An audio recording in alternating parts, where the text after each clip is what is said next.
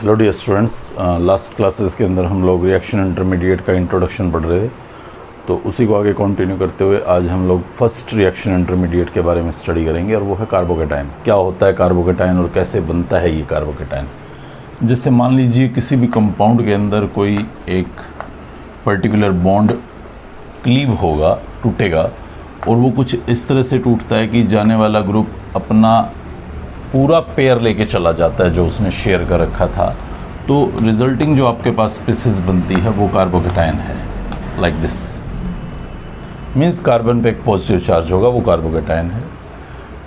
अगर मैं हाइब्रिडाइजेशन जाके देखूं इसकी, ये आपका वो एक्साइटेड स्टेट में ऑलरेडी कार्बन था जिसने 4 बॉन्ड बनाने थे, sp3 हाइब्रिडाइज्ड था ये कार्बन। एक बॉडी जो यहाँ से निकली वो इसका इलेक्ट्रॉन भी लेके चली गई, रिजल्टिंग अब ये sp2 हाइब्रिडाइजेशन किया हुआ एक स्पीसीज रहेगा। sp2 हाइब्रिडाइजेशन में कार्बन ट्रायंगुलर प्लानर स्ट्रक्चर होता है लाइक दिस, और ये एक खाली ऑर्बिटल है।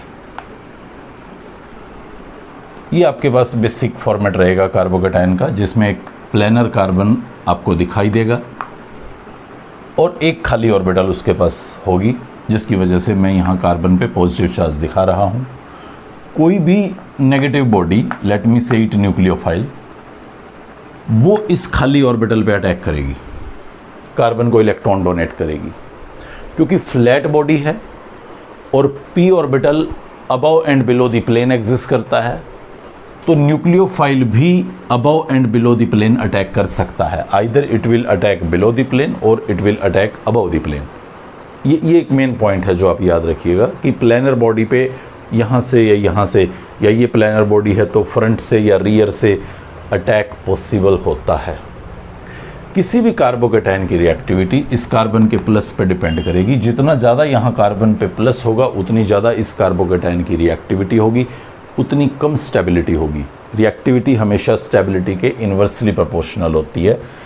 प्राइमरीली अगर मैं कैटेगराइज करूँ कार्बोकेटाइंस को, तो कार्बोकेटाइंस को मैं मेनली इस तरह से कैटेगराइज कर सकता हूँ कि अगर कार्बन के साथ जिस पे पॉजिटिव चार्ज है फर्दर एक कार्बन जुड़ा हुआ है तो ये प्राइमरी कार्बोकेटाइन है।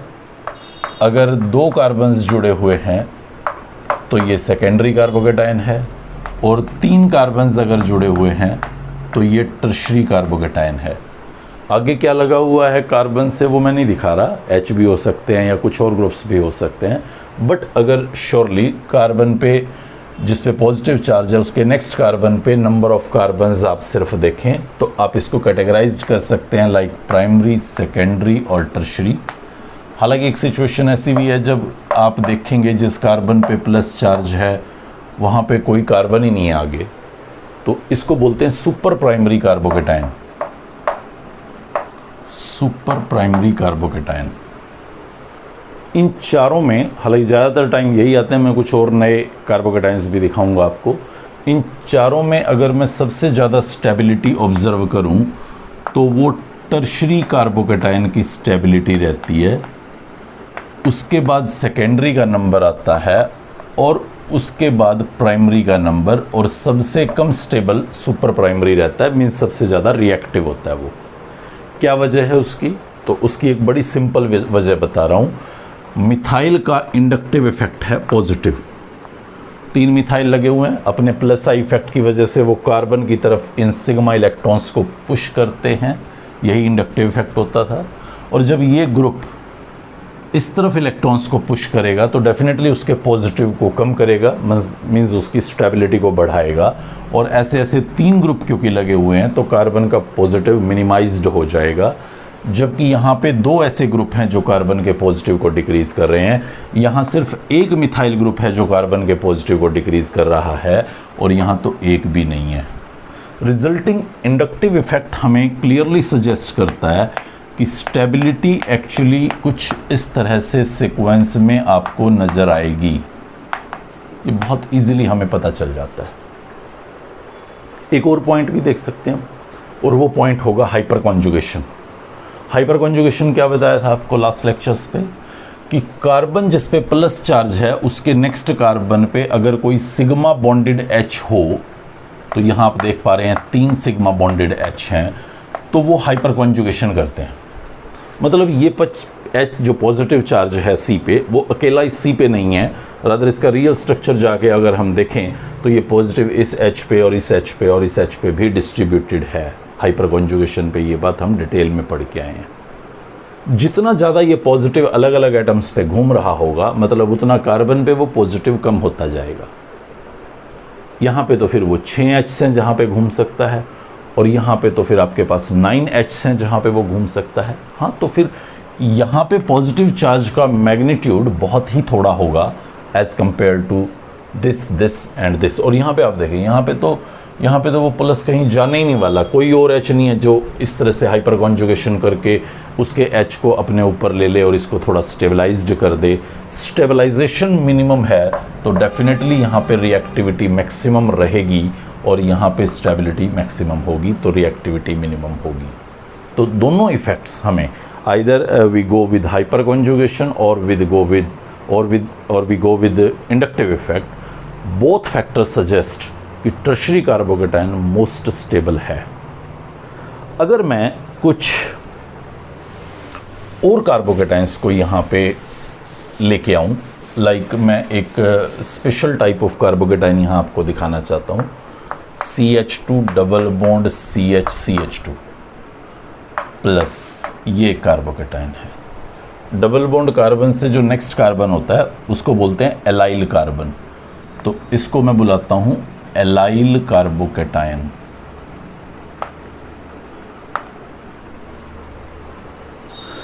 बेंजीन के साथ डायरेक्टली लिंक्ड कार्बन उसको बोलते हैं बेंजाइल कार्बन, इस कार्बोकेटायन को बोलते हैं benzyl carbocation.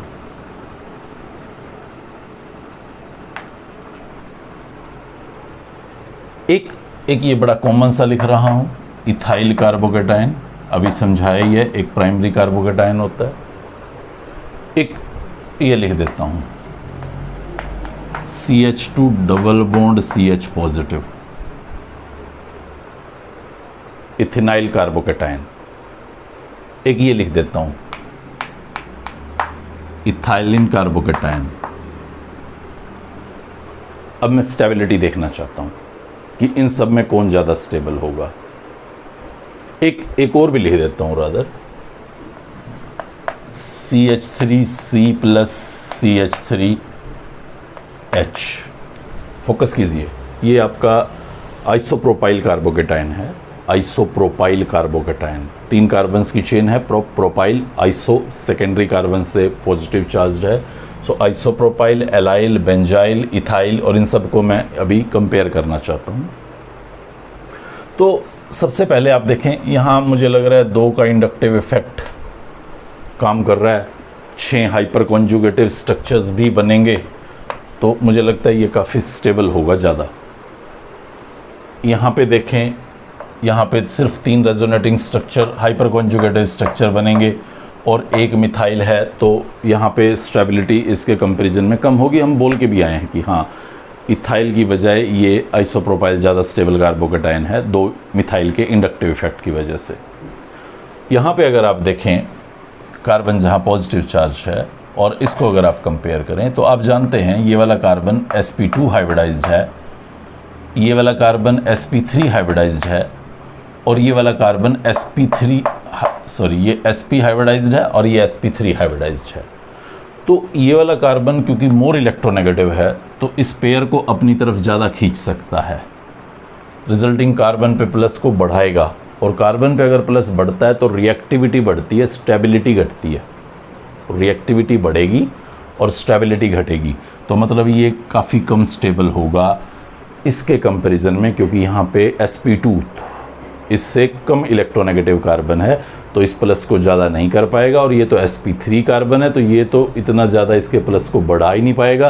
Rather inductive hyper conjugation की वजह से ये उसको घटा भी रहा था पॉजिटिव चार्ज को। तो रिजल्टिंग अगर मैं इन 3 में एक सीक्वेंस देना चाहूँ, तो ये सबसे ज़्यादा स्टेबल होगा, ये उससे कम स्टेबल होगा, और ये उससे भी कम स्टेबल होगा, यानी कि least than lesser than less, then this is more stable, अब आते हैं इन दो पे। मुझे लग रहा था कि ये कार्बन sp2 हाइब्रिडाइज्ड है तो ये पेयर को अपनी तरफ ज़्यादा खींच सकता होगा, तो कार्बन का प्लस बढ़ जाएगा, तो इसकी और इसकी स्टेबिलिटी में कुछ कंपैरिजन होना चाहिए। या यहाँ पे भी ये sp2 हाइब्रिडाइज्ड कार्बन है तो इस कार्बन पे प्लस बढ़ जाएगा, रिजल्टिंग इसकी और इसकी स्टेबिलिटी इसके कंपैरिजन में ज़्यादा होनी चाहिए। लेकिन रियली क्या था, आप एक बार एलाइल कार्बोकेटाइन पे फोकस करें तो इस कार्बन पे प्लस चार्ज था और उसके नेक्स्ट कार्बन पे पाई थे, जो रेजोनेंस की वजह से यहाँ पे इस तरह से एक और कंट्रीब्यूटर स्ट्रक्चर बना सकते थे। ये मैं यहाँ नीचे ड्रॉ कर रहा हूँ उसको, लाइक दिस। आप इन दो पे एक बार फोकस करें। ये दो रियल स्ट्रक्चर नहीं है, कंट्रीब्यूटर हैं। दोनों में सभी एटम्स अपनी अपनी जगह पे हैं, सिर्फ इलेक्ट्रॉन्स को मैंने जगह बदलना अलाउ किया है। रियल स्ट्रक्चर इन दोनों के कहीं बीच में आएगा, और जब इन दोनों के कहीं बीच में आएगा तो आपका वो रियल स्ट्रक्चर कुछ ऐसा होगा कि इन दोनों कार्बन्स पे पॉजिटिव चार्ज होगा और इन दोनों बॉन्ड्स का कैरेक्टर पार्शियल डबल बॉन्ड होगा। मतलब एक पॉजिटिव दो कार्बन्स पे घूम रहा है, और इस वजह से ये एलाइल कार्बोकेटाइन इस सेकेंडरी कार्बोकेटाइन से भी क्वाइट ज़्यादा स्टेबल हमें नज़र आता है। हम फिर सोचने लग जाते हैं, अच्छा ठीक है सर, यहाँ पे ये दो स्ट्रक्चर्स बने हैं तो आपने कह दिया कि कार्बन दो पॉजिटिव्स पे घूम रहा है, यहाँ पे तो 6 स्ट्रक्चर बन रहे थे तो फिर ये ज़्यादा स्टेबल होना चाहिए था। तो मैं आपको फिर बता दूँ, यहाँ पे जो 6 स्ट्रक्चर बनते हैं वो 6 हाइपर कॉन्जुगेटिव स्ट्रक्चर बनते हैं, और मैं ये पहले ही बोल के आया हुआ हूँ कि hyper conjugative structures real structure में कम कंट्रीब्यूट करते हैं as compare to resonating structure generally. तो वो जो 6 स्ट्रक्चर बने, उन 6 स्ट्रक्चर ने मान लीजिए कि 40% कंट्रीब्यूट किया। हालांकि मुझे नहीं पता एग्जैक्टली कितना कंट्रीब्यूट किया, लेकिन मान लीजिए कि उन्होंने 40% कंट्रीब्यूट किया। तो इस कार्बन के पॉजिटिव चार्ज वाले स्ट्रक्चर ने 60% कंट्रीब्यूट किया, यानी कि इस कार्बन पे जो पॉजिटिव चार्ज बचा वो 60% बचा, जबकि यहाँ पे इन दोनों ने इक्वल कंट्रीब्यूट किया, रिजल्टिंग पॉजिटिव चार्ज जो कार्बन पे आया वो 50% आया। तो मतलब कार्बन का पॉजिटिव यहाँ कम रहा as compare to this carbon, resulting ये मोर स्टेबल होना निश्चित था। अब इसको देखिए आप, तो यहाँ पे भी वही कहानी है। कार्बन जिस पे पॉजिटिव चार्ज है उसके नेक्स्ट कार्बन के पाई इलेक्ट्रॉन इधर माइग्रेट करेंगे, ये फिर एक रेजोनेंस होगा। यहाँ पे मैं इस तरफ स्ट्रक्चर बना रहा हूँ और एक ही स्ट्रक्चर बनाऊंगा, सिर्फ ज़्यादा नहीं बनाऊंगा। ये देखिए, ये प्लस यहाँ पे आ जाएगा, ये पाई इलेक्ट्रॉन्स इधर शिफ्ट हो जाएंगे और इस कार्बन पे प्लस, रेजोनेंस में यही पड़ा है। फिर ये यहाँ माइग्रेट हो जाएगा तो प्लस यहाँ आ जाएगा, फिर ये यहाँ माइग्रेट हो जाएगा तो प्लस यहाँ आ जाएगा। तो इस तरह से आपको 4 अलग अलग स्ट्रक्चर्स दिखाई देंगे जो रियल में कंट्रीब्यूट करेंगे, रिजल्टिंग इसकी स्टेबिलिटी भी फिर इससे इससे इससे इन सब से ज़्यादा हो जाएगी। तो इस तरह से हम देख पा रहे हैं कि कार्बोकेटाइन की स्टेबिलिटी बहुत सारे फैक्टर्स पर डिपेंड करती है। आइए हम जनरेशन देखते हैं कि किस तरह से ये कार्बोकेटाइन्स जनरेट होगा और फिर हम उसकी स्टेबिलिटी को कंपेयर करेंगे। ये स्क्रीन पे आपके सामने एक स्टेबिलिटी ऑर्डर लिखा हुआ है कार्बोकेटाइन्स का। लगभग कार्बोकेटाइन्स जितने हमें ऑर्गेनिक में दिख सकते हैं किसी भी लेवल पे, वो मैंने यहाँ सारे आपके सामने शो किए हुए हैं। हालांकि काफ़ी कम हमारी नीड रहती है। मैं अगर क्लियरली बोलूँ तो मुझे इससे आगे का ऑर्डर ही ज़्यादातर काम लेना होता है। ये आगे वाले जो लिखे हुए हैं स्टार्टिंग पे वो हमारे ज़्यादा काम के नहीं है, बट फिर भी एक बार समझ के रखेंगे तो आप इजीली ये पॉइंट समझ पाएंगे। सी हेयर, फिनाइल कार्बोकेटाइन, ये मैंने दिखाया पीएच, ये फिनाइल के लिए यूज़ कर रहा हूँ। C6H6 बेंजीन होता है, उसका एक H रिप्लेस कर दिया आपने, यहाँ से ये H आपने रिमूव कर दिया, या कोई X लगा हुआ था वो आपने रिमूव कर दिया, तो आपके पास ये जो कार्बोकेटाइन बना ये एक्चुअली C6H5 प्लस है, जिसको मैं सिंबल की फॉर्म में ये दिखाता हूँ। C6H5 फिनाइल होता है और फिनाइल प्लस का मतलब ये है कि ये इलेक्ट्रॉन उसका आउट हो गया है, ये आपके पास स्पीसीज है। ये लीस्ट स्टेबल कार्बोकेटायन है। लीस्ट स्टेबल कार्बोकेटायन है या मोर रिएक्टिव कार्बोकेटायन है, तो इसका मतलब ये इतना आसानी से नहीं बनने वाला। आप बहुत मशक्क़त करके इसको बना पाएंगे, वो भी इमिजिएटली वापस अपनी ओरिजिनल फॉर्म में चला जाएगा। तो मतलब मैं साफ कहना चाह रहा हूँ कि इसका बनना बहुत संदिग्ध है, आपको शायद ही कभी दिखाई दे ये बनता। सी, मेरे पास एक ये कंपाउंड है CH3CH2Cl और एक ये कंपाउंड है C6H5Cl। मैं यहाँ काफ़ी बार ऐसा होगा कि इस बॉन्ड को तोड़ के कार्बोकेटायन बना दूंगा, हेटेरोलिटिक क्लीवेज हो जाएगी बॉन्ड की। लेकिन इस बॉन्ड को तोड़ के मैं इस तरह से फिनाइल कार्बोकेटायन शायद कभी भी नहीं बनाऊंगा, जस्ट बिकॉज ये कार्बोकेटायन बहुत अनस्टेबल है और जो अनस्टेबल है वो इतना आसानी से नहीं बनेगा। तो मुझे कभी दिखाई नहीं देगा कहीं पे भी ये pH पॉजिटिव बनता, फिनाइल पॉजिटिव बनता। हमें कभी कभी ऐसा लगता है कि सर आपने बोला था कार्बन पे जब प्लस चार्ज हो और उसके नेक्स्ट कार्बन्स पे अगर पाई इलेक्ट्रॉन्स हों तो वो रेजोनेंस करके पॉजिटिव यहाँ और पॉजिटिव यहाँ आ जाएगा और ये एक्स्ट्राऑर्डिनरी स्टेबल होगा, रेजोनेंस स्टेबिलिटी वेरिएट करता है। तो आप याद रखें यहाँ पे वैसा कुछ भी नहीं होगा। क्यों कुछ नहीं होगा? कंडीशंस तो मीट आउट हो रही है, कार्बन पे प्लस है और उसके नेक्स्ट कार्बन पे पाई इलेक्ट्रॉन्स हैं, तो पाई इलेक्ट्रॉन्स इसके साथ रेजोनेंस डेफिनेटली कर सकते होंगे। लेकिन फिर गलत क्यों हो गया?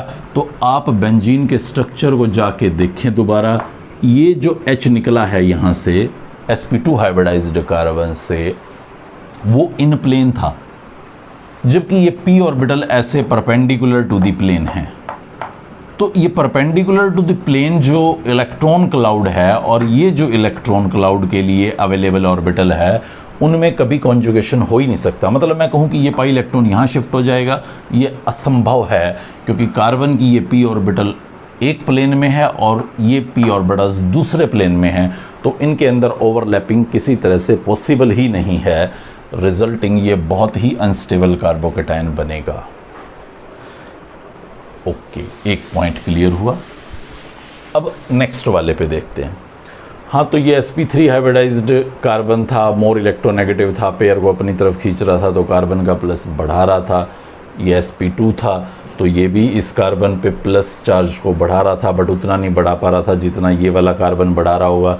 रिजल्टिंग इसकी स्टेबिलिटी कम थी एज कंपेयर टू दिस, इसकी स्टेबिलिटी कम थी एज कंपेयर टू दिस, इसकी स्टेबिलिटी और भी ज़्यादा हो गई इसके कंपैरिजन में, इसकी स्टेबिलिटी और भी ज़्यादा होगी क्योंकि सेकेंडरी कार्बोकेटायन बन गया।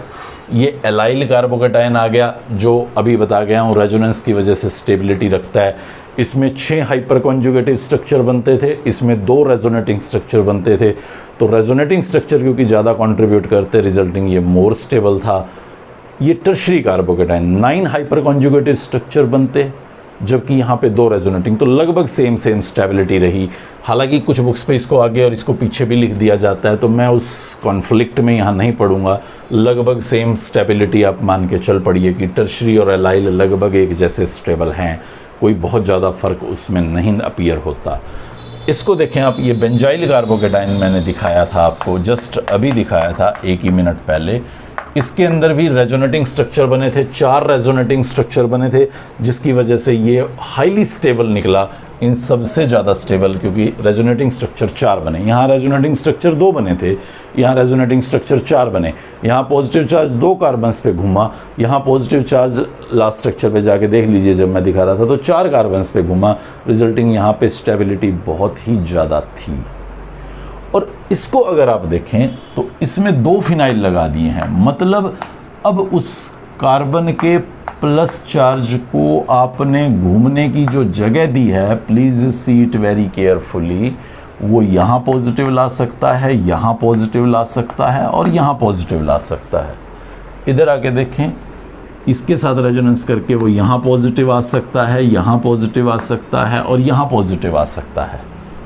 अल्टरनेट कार्बन्स पे आना है पॉजिटिव। तो ये पॉजिटिव आपको 6 और जगह हैं, टोटल 7 कार्बन्स पे घूमता नजर आया, रिजल्टिंग इसकी स्टेबिलिटी और भी ज़्यादा हो गई, और इसकी तो बहुत ही ज़्यादा, क्योंकि अब मैंने इस कार्बन पे 3 फिनाइल लगा दिए, और 3 फिनाइल तो बहुत ही ज़्यादा इस कार्बोकेटायन को स्टेबलाइज कर देंगे।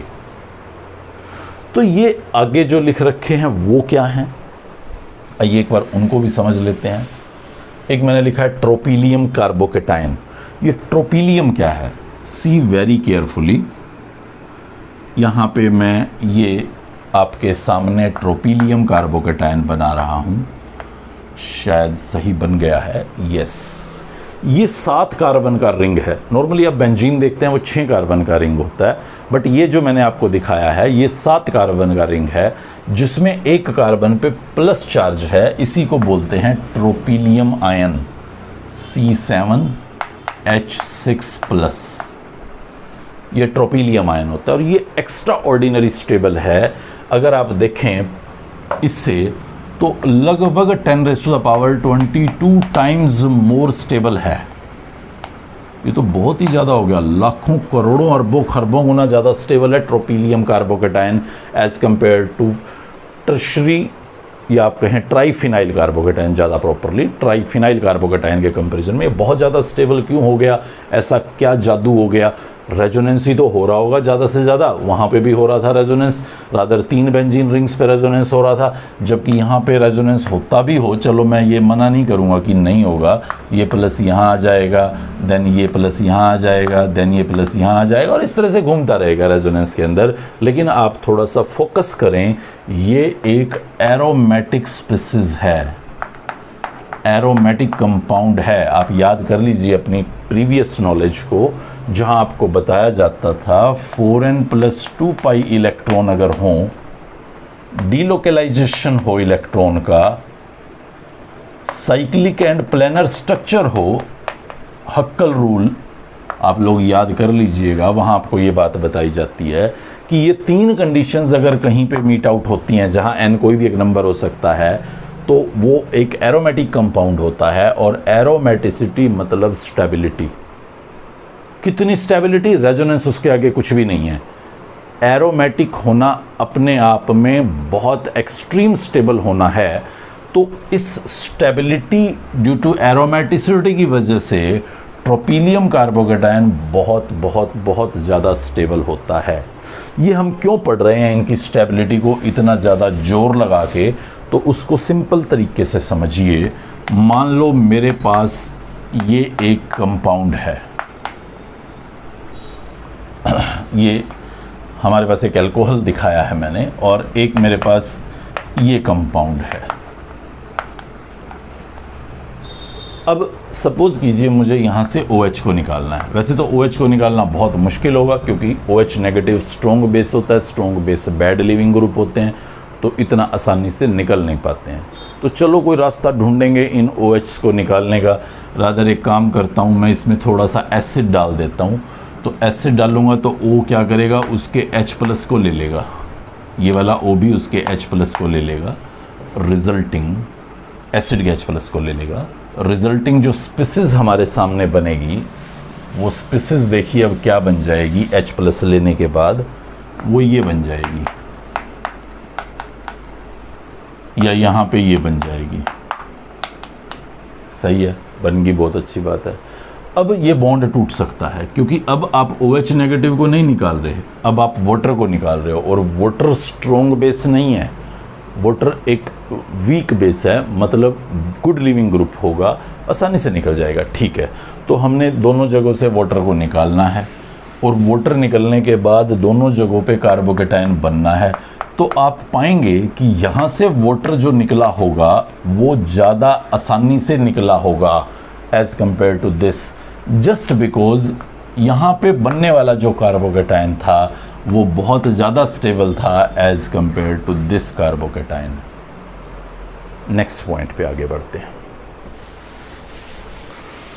नेक्स्ट पॉइंट को देखें आप, यहाँ पे मैंने लिखा है CPM। ये क्या है फिर, साइक्लोप्रोपाइल मिथाइल साइक्लोप्रोपाइल कार्बोकेटायन। ये है डाईसाइक्लोप्रोपाइल मिथाइल कार्बोकेटायन, सॉरी इसको मैं दोबारा प्रोनाउंस कर देता हूँ, cyclopropyl methyl carbocation, dicyclopropyl methyl carbocation and tricyclopropyl methyl carbocation. See here, इसको बोल रहा हूं मैं साइक्लोप्रोपाइल मिथाइल कार्बोकेटायन। इसके लिए वर्ड यूज़ कर रहा था मिथाइल और उसके ऊपर एक लगा रखा है मैंने साइक्लोप्रोपाइल। हालांकि CH3 मिथाइल होता है बट एक H को सब्स्टिट्यूट किया है तो साइक्लोप्रोपाइल से सब्स्टिट्यूट किया है। ये था हमारा साइक्लोप्रोपाइल मिथाइल कार्बोकेटायन। और इसको देखिए आप, ये है डाईसाइक्लोप्रोपाइल मिथाइल कार्बोकेटायन। और इसको देखिए आप, ये है ट्राईसाइक्लोप्रोपाइल मिथाइल कार्बोकेटायन। ये तो बहुत ही ज़बरदस्त स्टेबल हैं। हालांकि हमें लगता है ये क्या कहानी है, कैसे स्टेबल है, यहाँ तो कुछ रेजोनेंस जैसा नहीं है। एक्चुअली देखिए यहाँ पे ये एंगल स्ट्रेन जो होता है 60 डिग्री एंगल है अंदर की तरफ। आपको पता है sp3 हाइब्रिडाइज्ड कार्बन तो 109 रखना चाहता है, तो 60 डिग्री एंगल होना काफ़ी स्टेबिलिटी को डिक्रीज कर देता है। रिजल्टिंग ये बेंट बॉन्ड्स यहाँ से टूट के एक इस तरह का रेजोनेंस शो करते हैं। See it very carefully, like इस तरह का एक रेजोनेंस शो करते हैं। अब ये भी टूट सकता है, ये भी टूट सकता है, ये भी टूट सकता है। तो जो ये रेजोनेटिंग स्ट्रक्चर, इसको एक बड़ा अटपटा कॉमिक सा नेम गिवन है, डांसिंग रेजोनेंस। मतलब ये डांसिंग रेजोनेंस सा रहता है जिसमें ये बॉन्ड टूटता जुड़ता रहता है और इस वजह से ये एक्स्ट्राऑर्डिनरी स्टेबिलिटी शो करता है। और यहाँ पे ये डांसिंग रेजोनेंस 2 रिंग्स पे या 3 रिंग्स पे जब आता है, यहाँ 2 रिंग पे आएगा, यहाँ 3 पे आएगा, तो फिर ये डेफिनेटली बहुत ही ज़्यादा स्टेबलाइज्ड हो जाता है। हमें कुछ ज़्यादा इसके ऊपर नहीं वर्कआउट करना, इसके बॉन्ड्स, हाइब्रिड ऑर्बिटल्स और डांस को बहुत ज़्यादा समझने की ज़रूरत नहीं है। मुझे लगता भी नहीं है कि कहीं हमारी 12th की बुक में तो ये नज़र आएगा। But competition point of view से आप सिर्फ याद रख लीजिए कि हाँ, अगर किसी कार्बन के प्लस पे कोई साइड में साइक्लोप्रोपाइल लगा हुआ है, तो मैं अगर साइक्लोब्यूटाइल या साइक्लोपेंटाइल्स की बात यहाँ पे नहीं कर रहा क्योंकि वहाँ एंगल स्ट्रेन इतना नहीं होता, तो इस तरह से ये डांस करता नज़र नहीं आ रहा। तो सिर्फ साइक्लोप्रोपाइल अगर लगा हुआ है तो वो कार्बोकेटायन बहुत बहुत बहुत ज़्यादा स्टेबल होता है। तो हम लोगों ने यहाँ पे ये भी देख लिया कि फिर हम पढ़ क्यों रहे हैं इनकी स्टेबिलिटी। आपने देखा मैं 2 अल्कोहल्स दिखा रहा था और मैं आपको बता रहा था कि भाई कहाँ से OH आसानी से निकल पाएगा या वाटर आसानी से निकल पाएगा। ये बात हमें इस कार्बोकेटायन की स्टेबिलिटी से ही पता चलने वाली है। एक और बहुत इम्पोर्टेंट फीचर हम कार्बोकेटायंस का यहाँ समझेंगे और वो इम्पोर्टेंट फीचर है रीअरेंजमेंट इन कार्बोकेटायन। क्या है ये रीअरेंजमेंट कार्बोकेटायंस के अंदर? सी, जैसे मान लीजिए मैंने ये एक कोई स्पीसीज ले रखी है, अभी लिया था वही ले रहा हूँ दोबारा, और मैंने किसी तरीके से इस ग्रुप को हटा दिया, चाहे एसिड डाल के वाटर की फॉर्म में निकाला हो या कोई और तरीका अडॉप्ट किया हो। कई तरीके होते हैं, खाली एक यही नहीं है कि OH नहीं निकल रहा तो हम पीछे हट जाएं। हम कोशिश करते रहते हैं, एसिड डाल के एज ए वाटर निकाल सकते हैं, या टोसाइल ग्रुप एक होता है फंक्शनल पार्ट, उसको लगा के हम इसको एक अच्छा लिविंग ग्रुप बना लेते हैं। तो बट चलो छोड़ो अभी उस बात को, अभी ये समझो कि OH हमने यहाँ से आउट कर दिया। तो OH आउट करने के बाद हमारे पास जो स्पीसीज बनी वो स्पीसीज बनी कुछ ऐसी कार्बोकेटायन। अब ये कार्बोकेटायन जैसे ही बनता है तो आप चेक करें कि इसके आजू बाजू किसी कार्बन पे कोई H या मिथाइल तो नहीं लगा हुआ। अगर लगा हुआ है तो वो H यहाँ से माइग्रेट होके यहाँ चला जाएगा, लाइक दिस। इसी को बोलते हैं रीअरेंजमेंट। ये कार्बोकेटायन का कैरेक्टर है कि अगर वो बनेगा और उसके आजू बाजू कोई इस तरह से H या मिथाइल लगा है, उसके पास H भी है और उसके पास मिथाइल भी है, तो उनमें से कोई एक यहाँ पे माइग्रेट होके आ जाएगा। कौन माइग्रेट होके आएगा? तो देखिए, मिथाइल माइग्रेट होके आने से कोई फ़ायदा नहीं है। सबसे पहले तो यही समझ लीजिए कि वो क्यों माइग्रेशन कर रहा है। तो माइग्रेशन कर रहा है वो अपने अंदर एक्स्ट्राऑर्डिनरी स्टेबिलिटी लाने के लिए। क्या आप देख सकते हैं कि पहले वो एक प्राइमरी कार्बोकेटायन था और अब वो एक सेकेंडरी कार्बोकेटायन है। तो सेकेंडरी कार्बोकेटायन क्योंकि मोर स्टेबल होता है, तो वो मोर स्टेबल बनने के चक्कर में ये रीअरेंजमेंट करता है। क्या अगर ये बना हो तो भी रीअरेंजमेंट पॉसिबल है? हाँ, हो सकता है। देख लीजिए, इस कार्बन से नेक्स्ट कार्बन पे H हैं और वो H माइग्रेट हो सकते हैं, लेकिन अगर मैं उनको माइग्रेट कराता हूँ तो फिर प्राइमरी कार्बोकेटायन बनता है। रिजल्टिंग फिर ऐसा माइग्रेशन नहीं होगा, वो अपनी स्टेबिलिटी बढ़ाने के लिए माइग्रेशन करता है, ना कि घटाने के लिए। तो फिर आप सेकेंडरी से प्राइमरी बनता कभी भी नहीं पाएंगे। See again with another example. ये मेरे पास एक कंपाउंड है और मैं यहाँ से OH को निकालना चाहता हूँ। तो मैंने यहाँ से OH को निकाला, ये कार्बोकेटायन बन गया। देखा साइड वाले कार्बन्स पे 2 H लगे हुए हैं, तो पॉसिबिलिटी है। अगर मान लो यहाँ पे कोई भारी भरकम R लगे होते, मतलब मिथाइल से बड़े, तो कुछ नहीं होना था, इसको एज इट इज़ ऐसे ही रहना था। लेकिन अगर यहाँ पे मिथाइल्स लगे हुए हैं या H लगा हुआ है, तो फिर वो इधर शिफ्ट होके आएगा। जब वो इधर शिफ्ट होके आएगा तो आप देख लीजिए, ये सिर्फ और सिर्फ अपनी स्टेबिलिटी बढ़ाने के लिए ऐसा करेगा, अदरवाइज वो नहीं करता। सी है, ये H लिखा हुआ है, सेकेंडरी कार्बोकेटायन बन गया। और सेकेंडरी बन गया तो अभी आप देखिए उसके नेक्स्ट कार्बन पे मिथाइल और H लगे हुए हैं, फिर वो H या मिथाइल में से किसी एक को लाएगा। किसको लाएगा? मिथाइल लाने से फ़ायदा नहीं हो रहा, तो वो H को लाएगा और ये कार्बोकेटायन आपका सेकेंडरी कार्बोकेटायन से बदल के टर्शरी कार्बोकेटायन बदल जाएगा। इसमें आप कुछ नहीं करेंगे, इसमें जो करेगा ये कार्बोकेटायन करेगा। मतलब अगर वो बना तो रीअरेंजमेंट होना लगभग तय है। लगभग क्यों कह रहा हूँ? सम टाइम ऐसा होता है कि हम प्रोटेक्ट कर सकते हैं, उसको कार्बोकेटायन बनाने से रोक सकते हैं, बट जनरली मैं देखता हूँ रिएक्शंस के अंदर तो कार्बोकेटायन बनना मतलब स्टेबिलिटी बढ़ाने के लिए रीअरेंजमेंट होना ही है, अगर पॉसिबिलिटी है तो ये हमारे पास रीअरेंजमेंट का एक कैरेक्टर रहता है कार्बोकेटायंस के अंदर। दूसरा पॉइंट देखिए आप, ये भी काफ़ी इंपॉर्टेंट है, रिंग एक्सपेंशन। क्या है ये रिंग एक्सपेंशन? सी हेयर, मान लीजिए मेरे पास यहाँ पे एक पर्टिकुलर एल्कोहल है, ये वाला साइक्लिक एल्कोहल है ये, और मैंने क्या किया, यहाँ से इस OH को आउट कर दिया कोई भी एक तरीका अडॉप्ट करके। तो आप पा रहे हैं यहाँ रिंग के बाहर कार्बन पे प्लस आ गया। अब ये ऑटोमेटिकली एक रीअरेंजमेंट के थ्रू 5 मेंबर्ड रिंग में बदल जाएगा। मींस ये यहां से बॉन्ड टूटेगा और ये नेगेटिव चार्ज इस कार्बन पे अटैक करेगा। रिजल्ट इस कार्बन पे प्लस आ जाएगा और 5 मेंबर्ड रिंग बन जाएगा, जैसा कि मैंने यहाँ पे दिखाया है। ये भी कार्बोकेटायन का एक कैरेक्टर है कि अगर रिंग के साथ डायरेक्टली लिंक्ड कार्बन पे प्लस आता है और रिंग स्टेबलाइज्ड हो पाता हो, अभी ये 4 मेंबर था, 3 होता तो 4 बनने की कोशिश करेगा, 4 होगा तो 5 मेंबर बनने की कोशिश करेगा। 5 ऑनवर्ड्स रिंग एक्सपेंशन जनरली नहीं दिखाते, वो रिंग अपनी स्टेबिलिटी को बढ़ाने के लिए इस तरह से रिंग एक्सपेंशन करते आपको नजर आएंगे।